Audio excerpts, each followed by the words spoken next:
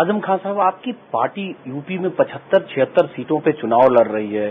सारे नेता जोर शोर से चुनाव प्रचार में जुटे हैं। आप रामपुर में बैठे हैं, ऐसा क्यों? इन दिनों हम बहुत राजनीतिक मायूसी का शिकार रहे हैं और ये समझते हैं कि कोशिश ये थी कि हम दूसरे नंबर के शहरी बने, लेकिन अब हम अपने तौर पर अपने आप को तीसरे नंबर का शहरी कुछ महसूस सा करने लगे हैं।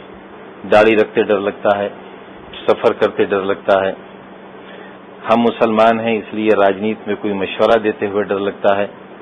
जब राजनीतिक दल अपने मैनिफेस्टो शाया करते हैं तो आंखें तरसती हैं कुछ हिंदुस्तान की दूसरी बड़ी आबादी के लिए भी कुछ हो। तो वो हमारा अपना एहसास है जिसने हमें कमतरी में मुब्तला किया है और 30 बरस की सियासी ईमानदारी और मेहनत के बावजूद भी हमारे हाथ सिर्फ सूखे हुए कुछ दिन के हाथ आए हैं और कुछ हाथ। लेकिन आपकी पार्टी, जिस पार्टी में आप हैं, समाजवादी पार्टी आप लोगों ने बनाया, आप उसके फाउंडर रहे हैं 92 से लेकर अब तक। पार्टी की बात नहीं, 17 साल हुए, तो आपकी पार्टी तो मानी जाती है कि प्रो मुस्लिम है, मुसलमानों के लिए एजेंडा है, मुस्लिम के विकास के लिए मुलायम सिंह यादव करना चाहते हैं। फिर उस पार्टी में रहकर भी या उस पार्टी के तभी तो मैं उसमें हूं। मैं आज भी ईमानदारी से ये महसूस करता हूं कि मुलायम सिंह यादव जी ने ये जो कुछ किया है या जो कुछ हुआ है, जिस पर ये सारा मेरे और उनके बीच विचार का मतभेद हुआ है, वो हो सकता है उनकी अपनी सोच न हो, बल्कि कोई ऐसा शख्स है जो जिसने लाकर नेताजी की गोद में इस समस्या को डाल दिया है। वो कौन है, मैं भी उसे ढूंढ रहा हूं। ये उस शख्स का नाम आप नहीं ले रहे, उस शख्स का नाम अमर सिंह है जो पार्टी महासचिव है। देखिए, मैं राजनीतिक व्यक्ति हूं और हर उस व्यक्ति का आदर करता हूं जो प्रधानी का चुनाव हार गया हो, लेकिन ऐसा व्यक्ति जो प्रधानी का चुनाव हारने की भी हैसियत न रखता हो, मैं ऐसे व्यक्तियों के बारे में विचार करने के लिए कभी तैयार नहीं रहता। तो आप अमर सिंह के लिए ये बात नहीं, मैं उनके लिए नहीं कह रहा हूं। वो तो बहुत बड़े हैं, उनके लिए तो अडवाणी जी भी लाल सलाम करते हैं, पप्पू यादव भी उनके बारे में बहुत कुछ बताते हैं। तो वो तो अपने नाम से कम अपनी खूबियों से ज्यादा जाने जाते हैं।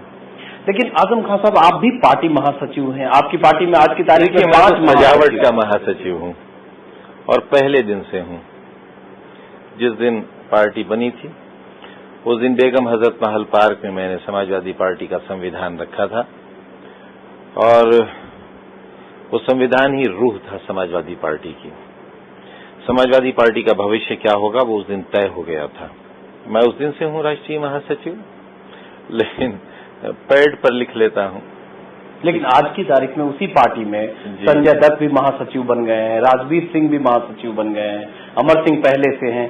मैं उन सबका सेवक हूं, मूक दर्शक हूं। तो आजम खान जैसा शख्स, 30-32 साल का राजनीतिक करियर, 7 बार एमएलए, 1 बार राज्यसभा सदस्य, कई बार उत्तर प्रदेश सरकार में मंत्री और आज हाशिए पर रामपुर में यूं बैठे हैं। अब हाशिए पर तो कौन है कौन होगा ये 1 महीने बाद पता चल जाएगा। हाशिया तो काफी बड़ा होता है, 4 तरफ से हाशिया होता है, एक तरफ से नहीं। 1 महीने बाद क्या आप जयप्रदा की बात कर रही हैं, कर रहे हैं जो आपके इलाके से चुनाव लड़ रही हैं?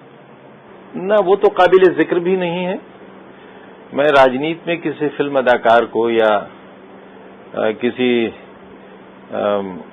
ऐसे शख्स को जो राजनीतिक न हो, जिसका काम राजनीति न रहा हो, हम लोग जो 30-32 साल 35 साल या छात्र जीवन से राजनीति करके यहाँ तक पहुंचते हैं, उनका अपना एक सोचना होता है, उनका अपना उनका अपना व्यक्तित्व होता है। वो छोटा हो, वो मझला हो, वो बड़ा हो।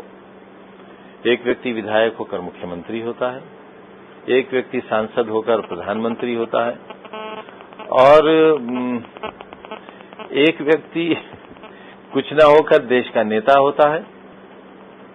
तो मैं देश के उन नेताओं के बारे में जो कहीं भी हो सकते हैं, किसी भी राजनीतिक दल में हो सकते हैं। नहीं, देखिए, मैंने फिर कहा कि आप मुझसे जब भी बात करें किसी ऐसे व्यक्ति के बारे में करें जो प्रधानी का चुनाव हारने की हैसियत रखता हो। जीतना तो जीत कर तो फिर वो प्रधान हो जाता है। अच्छा, जयप्रदा को भी तो आप लेके आए थे 2004 में, यही माना गया कि आजम खान साहब लेके आए। ये तो इल्जाम है मेरे ऊपर। मेरे राजनीतिक कद को या तो घटाना है या बढ़ाना है। देखिए, इतने महान कलाकार को मैं क्यों लेकर आता?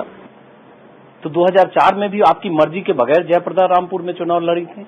नहीं, मर्जी तो थी हमारी, लेकिन हमारा कोई उसमें ऐसा योगदान नहीं, बस वोट देने भर का योगदान रहा है हमारा। आजम खां इतने लाचार और मजबूर नहीं हो सकते जैसा आप बातचीत में कहने की कोशिश कर रहे हैं। क्या कर सकते हैं? क्या हैसियत है? बहुत कटाक्ष में बातें कर रहे हैं आप। क्या है उसके अलावा? क्या है बताइए?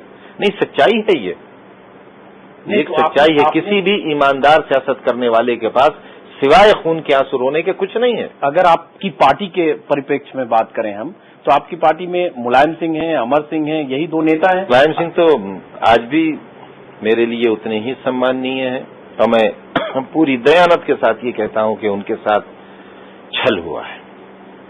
तो छल अमर सिंह, उनके साथ बहुत बड़ा धोखा हुआ है, और इस धोखे का एहसास उन्हें होगा, लेकिन बहुत देर हो चुकी होगी। वो छल किसने किया आजम खां साहब? जिसने 65,000 लोध वोट पर नजर रखी है, इसलिए कि सिर्फ उत्तर प्रदेश की एक सीट किसी भी कीमत पर जीत ली जाए।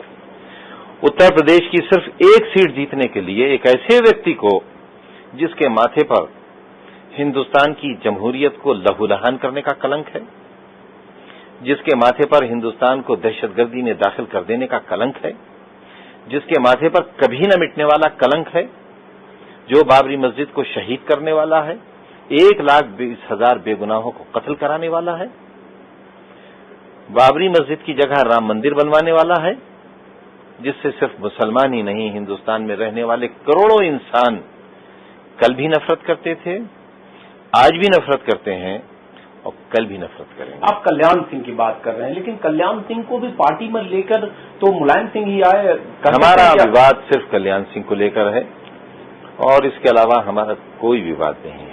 लखनऊ में अभी जैसे पार्टी का मैनिफेस्टो रिलीज हुआ, तमाम नेता मौजूद थे, उसमें संजय दत्त थे जो अभी जुमा 8 नहीं, जरा तमाम में नाम बताइए कौन कौन थे? मुलायम सिंह थे, अमर सिंह थे जी, संजय दत्त थे जी, जो आपके बराबर के महासचिव हैं आज जी, नहीं, मेरे नेता हैं, मेरे लिए मेरे आइडियल हैं, क्योंकि गांधी गिरी की उन्होंने एक फिल्म बनाई है, तो वो मेरे लिए तो बापू के बाद मेरे लिए मेरे आदर्श हैं।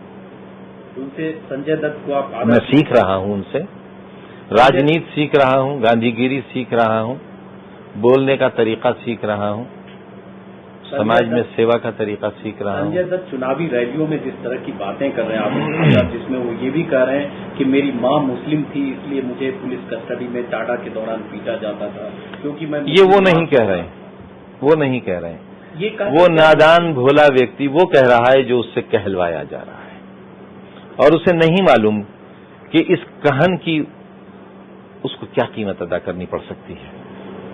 कौन कहवा रहा है आजम खां? यही दिल की बात मैं ढूंढ रहा हूं संजय दत्त के उस दुश्मन को। मैं आपका दुश्मन भी है आजम खां साहब, जिसको मुझ फकीर का क्या दुश्मन होगा? क्या है अपने पास? कौन सा रेड हो जाएगा अपने ऊपर?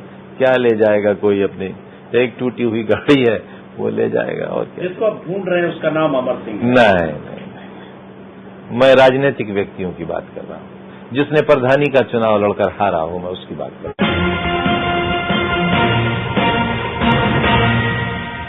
To watch more, log on to www.news24online.com.